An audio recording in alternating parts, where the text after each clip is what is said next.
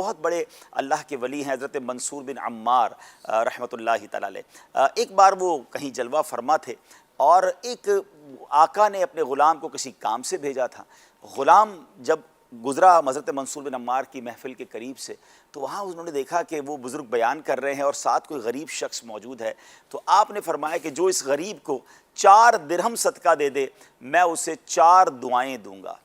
گزرنے والا غلام تھا، غریب تھا، مگر اس کے پاس صرف 4 ہی درہم تھے، مگر اس نے دیکھا کہ اللہ کے ولی کی دعائیں مل رہی ہیں۔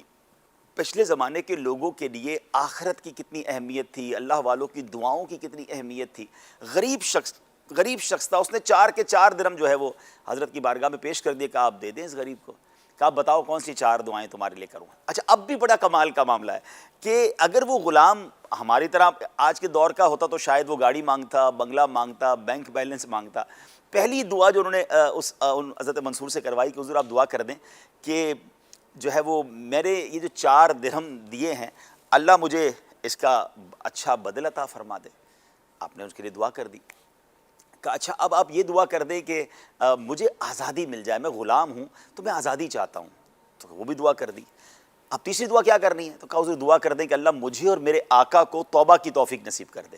خوبصورت بات دیکھیں کہ آقا کی بھی فکر کر رہے ہیں کہ میرے آقا کے لیے توبہ کی دعا کر دے، دعا کر دی۔ چوتھی دعا کیا کرنی کا؟ دعا کر دیں کہ اللہ ہم سب کی مغفرت فرما دے۔ تو حضرت نے دعا کی کہ اللہ میری، آپ تمہارے آقا کی اور تمہاری اور اس مجمع میں جتنے لوگ ہیں سب کی مغفرت فرمائے۔ اب یہ 4 دعائیں لے کر وہ غلام جو تھا وہ جب اپنے آقا کے پاس پہنچا تو آقا نے کہا اتنی دیر کیوں لگ گئی، اتنا ڈیلے کیوں کر دیا؟ تو اس نے کہا حضرت معاملہ ایسا تھا، گیا تو آپ کے کام سے تھا مگر مجھے سمجھنے ایک چانس مل گیا، اللہ کے ولی کی زیارت ہوئی، وہ دعائیں کہہ رہے تھے 4 درہم دے دو غریب کو، 4 دعائیں دوں گا۔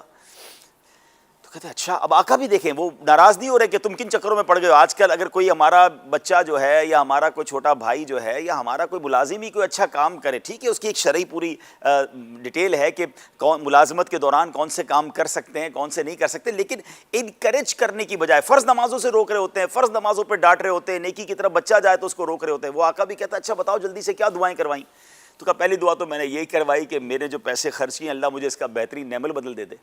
تو آقا کہتا تم نے 4 درہم دیے تھے نا، میں تمہیں 4000 درہم دیتا ہوں۔ یعنی رائٹ اوے وہ دعا قبول ہو گئی۔ کہتا اچھا دوسری دعا کیا کروائی؟ کہا دوسری دعا یہ کی کہ اللہ مجھے آزادی دے دے۔ کہا ٹھیک ہے میں نے تمہیں آزاد بھی کر دیا، دوسری دعا بھی قبول ہو گئی۔ کہا تیسری دعا کیا کروائی تھی؟ کہ تیسری دعا یہ کروائی تھی اللہ مجھے بھی توبہ کی توفیق دے، میرے آقا کو بھی توبہ کی توفیق دے۔ تو وہ جو آقا تھا اس نے فوراً استغفار پڑھنا شروع کر دیا، کہا میں بھی توبہ کرتا ہوں، تم نے بھی توبہ کر لی ہوگی تم بھی کر لو۔ یعنی تینوں دعائیں اسی وقت قبول ہو گئیں۔ کہ چوتھی کیا دعا کرائی تھی؟ کہ چوتھی دعا یہ کرائی تھی کہ اللہ میری بھی بخشش کر دے، آپ کی بھی کر دے، حضرت منصور اور ان کی محفل میں جتنے لوگ تھے اللہ سب کی بخشش کر دے۔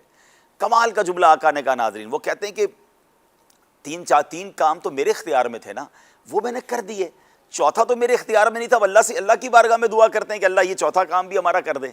کہتے ہیں وہ آقا رات کو سویا تو خواب میں اسے بتایا گیا کہ تم تو بندے تھے، جو تمہارے ہاتھ میں کام تھے، جو تمہارے بس میں تھے تم نے کر دیے، میں ارحم الراحمین ہوں، میں نے تمہاری، منصور کی، تمہارے غلام کی اور اس محفل میں جتنے لوگ تھے سب کی مغفرت فرما دی۔ ناظرین یہ واقعہ اتنا زبردست واقعہ، یعنی اس ایک واقعے میں راہ خدا میں خرچ کرنے کے ساتھ ساتھ اللہ والوں سے محبت جھلکتی ہے، دعاؤں میں مانگنا کیا ہے وہ سیکھنے کو ملتا ہے، آخرت کی فکر ہر لمحے پیش نظر ہونی چاہیے وہ سمجھ آتی ہے۔ تو کاش ہمیں بھی یہ بات سمجھ آ جائے کہ جتنا ہم دنیا کے لیے سوچتے ہیں کم از کم اتنا ہی، ورنہ تو اصولاً اس سے زیادہ آخرت کے لیے فکر کرنی چاہیے، اس کی تیاری کرنی چاہیے۔ اور آخرت کی تیاری میں بہت سارے کاموں میں سے ایک کام یہ ہے کہ بندہ اپنا مال جو ہے وہ آگے پہنچا دے، اپنا مال خرچ کر کے اللہ کی راہ میں پہنچا دے، اور پھر وہاں جب وہ جائے، ہم دنیا سے جائیں تو وہ مال وہاں پر انشاءاللہ صدقہ جو ہے وہ بڑھ کر ہمیں ملے گا۔